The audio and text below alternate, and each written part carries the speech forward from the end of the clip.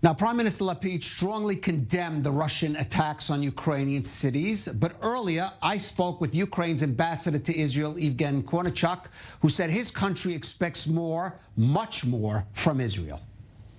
Ambassador Yevgen Korniychuk, thank you for joining us on i24NEWS. Let me start by getting your reaction to the latest response by Israel, by Prime Minister Lapid, to the Russian attacks on Ukrainian cities, and where you feel it falls short.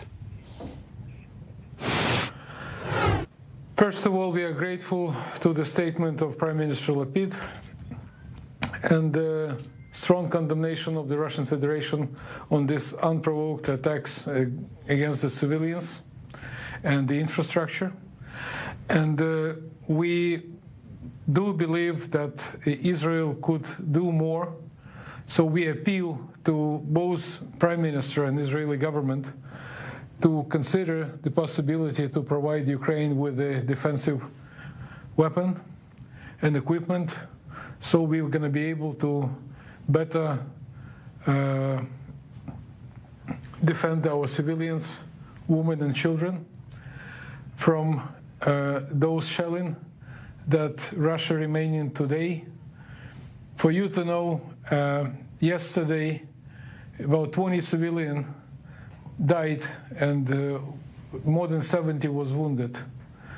Today they remaining in attacks on the civilian infrastructure, mainly power plants, that we have shortages with electricity, and this is clearly the war crime for us.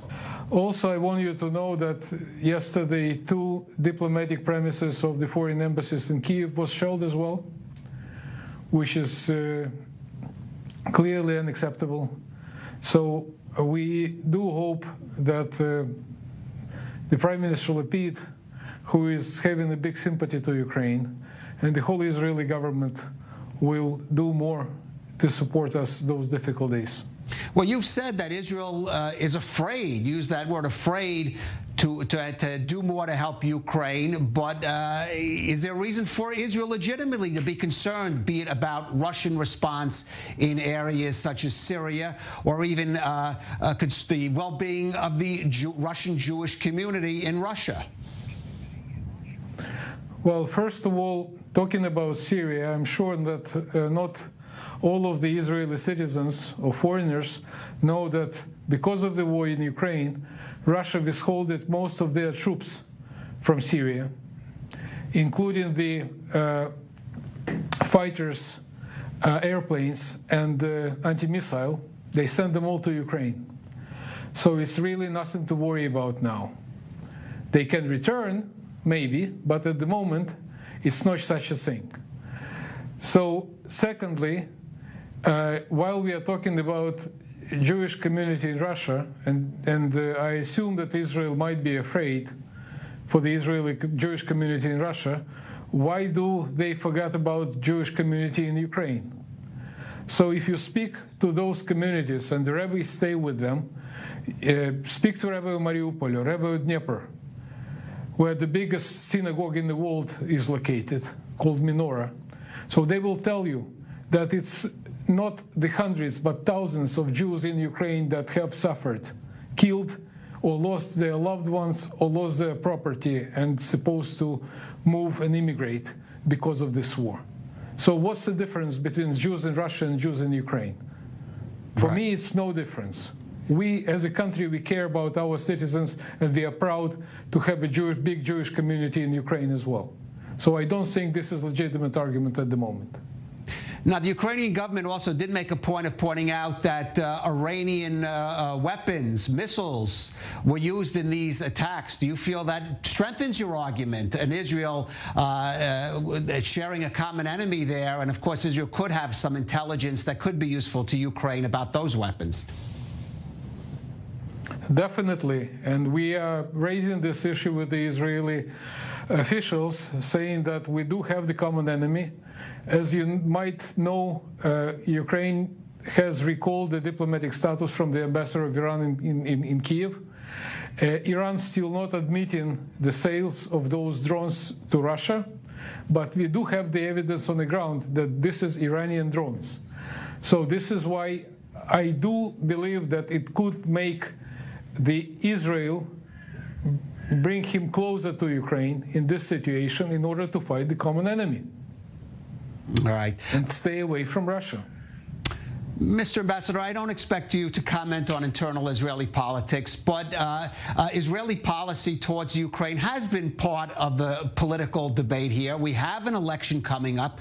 Do you think it's possible the upcoming election could impact on that policy, perhaps even bring to power people who even take a further position from you in terms of Israel taking an active role in helping Ukraine?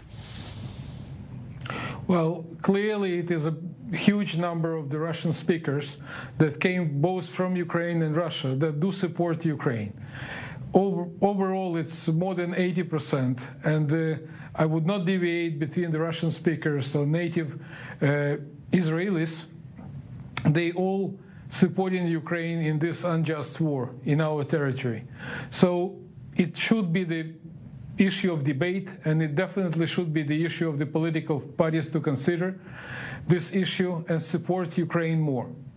We know that a few major political parties have been fighting for those votes, and we do believe that some that will support Ukraine openly will receive more of those votes. All right. And Leslie, let me just ask you about the international community. Do you think that these attacks on cities deep within Ukraine by these missiles is going to impact on the wider international community helping Ukraine? Well, it should bring just more help. As you might be aware of, that our American colleagues just called from immediate Ramstein meeting to bring more military aid to Ukraine. So, and we assume that most of the states, our partners, and they assume themselves the Western world democracies, will support more Ukraine those difficult days. And we do beg and appeal to the Israeli government to support more. All right. Well, Ambassador of Ukraine to Israel, Yevgen Korniychuk, thank you for joining us again on i24 News. As always, thank you.